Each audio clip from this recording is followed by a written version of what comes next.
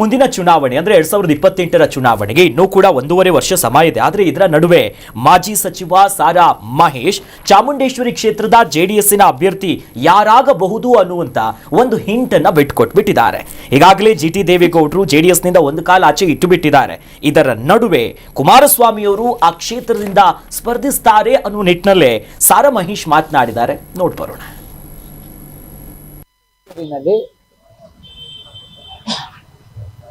ಕುಮಾರಣ್ಣರವರ ಮನಸ್ಸಲ್ಲಿ ಪ್ರಬಲವಾದಂತ ಒಂದು ಅಭ್ಯರ್ಥಿಯನ್ನು ಹಾಕಬೇಕು ಅಂತ ಹೇಳಿ ತೀರ್ಮಾನವನ್ನು ಮಾಡಿದ್ದಾರೆ. ಆದರೆ ಬಹಳಷ್ಟು ಕಾರ್ಯಕರ್ತರು ಮುಖಂಡರು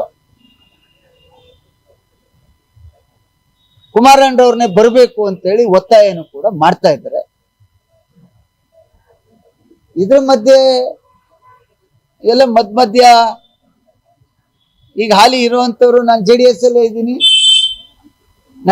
ಅಲ್ಲೇ ಇದ್ದೀನಿ ಅಂತ ಹೇಳ್ತಾ ಇದ್ದಾರೆ. ಇವೆಲ್ಲವನ್ನ ನನ್ನ ರಾಷ್ಟ್ರೀಯ ನಾಯಕರಾದಂತ ದೇವೇಗೌಡರು ಸಾಹೇಬರು, ನನ್ನ ರಾಜ್ಯ ನಾಯಕರಾದಂತ ಕುಮಾರಣ್ಣರವರು ಗಮನಿಸ್ತಾ ಇದ್ದಾರೆ. ಸಂದರ್ಭದಲ್ಲಿ ಒಂದು ಕಡೆ ಅಪ್ಪ ಮಗ ವಿಧಾನಸೌಧಕ್ಕೆ ಎಂಟ್ರಿ ಕೊಟ್ಟಿದ್ರಲ್ಲಿ ನಾವು ಜಿಟಿ ದೇವೇಗೌಡರು ಅವ್ರ ಪುತ್ರ ಹರೀಶ್ ಅನ್ನು ನೋಡಿದ್ವಿ. ಅಪ್ಪ ಮಗ ಬಹಳ ಎಂಟ್ರಿ ಕೊಟ್ಟು ಬಿಟ್ರು ಅನ್ನೋದಿತ್ತು. ಆದ್ರೆ ಜಿಟಿ ದೇವೇಗೌಡರು ಜೆಡಿಎಸ್ ನಿಂದ ಆಚೆ ಬಂದಿದ್ದಾರೆ, 1-2 ಕಾಲ ಆಚೆ ಇಟ್ಟಿದ್ದಾರೆ ಅನ್ನೋದು ಅನೇಕ ಬಾರಿ ಜಗಜ್ಜಾಹಿರಾಗಿರುವಂತ ಒಂದು ವಿಚಾರ. ಕುಮಾರಸ್ವಾಮಿ ಅವರು ಕೂಡ ರಾಜ್ಯ ರಾಜಕಾರಣಕ್ಕೆ ಸರಿಯಾದ ಸಮಯಕ್ಕೆ ಬರ್ತಾರೆ ಅನ್ನೋ ದೊಡ್ಡ ಮಟ್ಟದ ವಿಶ್ಲೇಷಣೆಯ ವಿಚಾರ ಅದು. ಈಗ ಮತ್ತೊಂದು ಹಿಂಟ್ ಕೊಟ್ಟಿದ್ದಾರೆ, ಅದು ಕ್ಷೇತ್ರದ ವಿಚಾರವಾಗಿ ಅಷ್ಟು ಈಸಿನಾ ಸರ್ ಅಂತ. ಅಂದರೆ ಈ ಚಾಮುಂಡೇಶ್ವರಿ ಕ್ಷೇತ್ರ ಯಾವಾಗಲೂ ಒಂಥರ ಬಿರುಸಿನ ಕ್ಷೇತ್ರ. ಹೌದು. ಒಂದು ಕಡೆ ಸಿದ್ದರಾಮಯ್ಯವರಿಗೆ ಒಂಥರ ಜೀವದಾನ ಕೊಟ್ಟಿರುವಂಥದ್ದು, ಅದೇ ಸಿದ್ದರಾಮಯ್ಯವ್ರನ್ನ ಕೆಳಗಡೆ ತಳ್ಳಿರುವಂಥದ್ದು. ಜಿ ಟಿ ದೇವೇಗೌಡರಿಗೆ ಮಾತ್ರ ಲಕ್ಕಿ ಕ್ಷೇತ್ರ, ಗೆದ್ದುಕೊಂಡೇ ಬಂದಿದ್ದಾರೆ ಅವರು, ಸತತವಾಗಿ ಗೆದ್ದಿರುವಂಥವ್ರು. 18ರಲ್ಲೂ ಗೆದ್ದರು, 23ರಲ್ಲೂ ಗೆದ್ದರು, 13ರಲ್ಲೂ ಗೆದ್ದರು. ಸೊ ಜಿ ಟಿ ದೇವೇಗೌಡರಿಗೆ ಸಿದ್ದರಾಮಯ್ಯವ್ರನ್ನು ಕೂಡ ಸೋಲಿಸೋದಕ್ಕೆ ಆಗತ್ತೆ ಅನ್ನುವಂಥದ್ದು ದೇವೇಗೌಡರೇ ತೋರಿಸಿರುವಂಥದ್ದು, ಜಿ ಟಿ ದೇವೇಗೌಡರೇ ತೋರಿಸಿರುವಂಥದ್ದು. ಒಂದು ಜಾತಿ ಲೆಕ್ಕಾಚಾರ, ಇನ್ನೊಂದು JDSನ ಪ್ರಾಬಲ್ಯ ಎಲ್ಲವೂ ಇತ್ತು. ಆ ನಿಟ್ಟಲ್ಲಿ ನೋಡಿದ್ರೆ ಜಿ ಟಿ ದೇವೇಗೌಡರಿಗೆ ಒಂದು ಬಲ ಇತ್ತಲ್ಲಿ.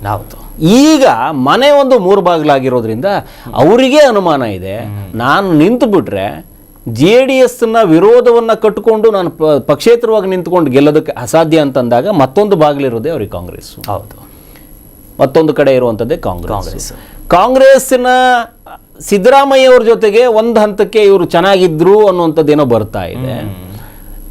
ಈಗ ಇತ್ತೀಚೆಗೆ ಅವ್ರ ಮಗ ಮತ್ತೆ ಇವ್ರ ನಡುವೆನೆ ಒಂದಷ್ಟು ಏನೋ ವೈಮನಸ್ಸು ಕಾಣಿಸ್ತಾ ಇದ್ದಂಗಿದೆ. ಏನೋ ಒಂದೇ ವೇದಿಕೆಯಲ್ಲಿ ಕುಮಾರಸ್ವಾಮಿ ಅವರು ಮಗನ ಮೂಲಕ ರಾಜಕೀಯ ಮಾಡಿಬಿಟ್ರು, ಅವ್ರ ಮನೆಗೆಲ್ಲ ಏನೇನೋ ಅವಾಂತರಗಳ ಸೃಷ್ಟಿ ಮಾಡಿಬಿಟ್ರು ಅಂತ ಬಂತು. ಹೌದು, ಮಗನ ಬಿರುಸಿನ ಭಾಷಣ ಇಡೀ ಮನೆಗೆ ಬೆಂಕಿ ಆಯಿತು. ಅದಾದ ನಂತರದಲ್ಲಿ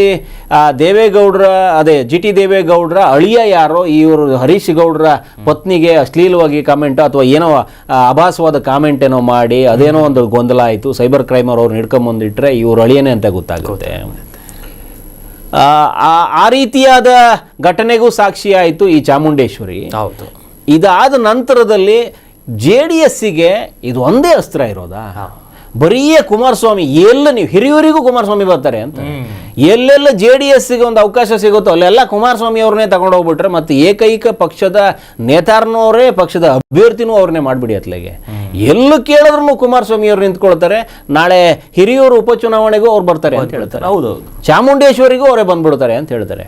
ಅಲ್ಲಿ ಕೂಡ ಸೋಡಾ ಚೀಟಿ ಕೊಟ್ಬಿಡ್ತಾರೆ ಕೇಂದ್ರಕ್ಕೆ. ನೀವು ಎಲ್ಲ ಕಡೆನೂ ಉಪಚುನಾವಣೆಗೆ ಏನು ದಾರಿ ಮಾಡ್ಕೊಡೋದಕ್ಕೋಸ್ಕರ ಹೋಗ್ತಾ ಇದ್ದೀರಾ?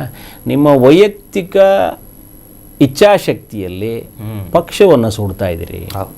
ದೇವೇಗೌಡರು ಕೂಡ ಸ್ವತಃ ದೇವೇಗೌಡರು ಆಶೀರ್ವಾದ ಮಾಡೋದ ಮೂಲಕ ಈ ಜಿ ಟಿ ದೇವೇಗೌಡರಂತೆಲ್ಲ ಹುಟ್ಕೊಂಡಿರುವಂಥದ್ದು.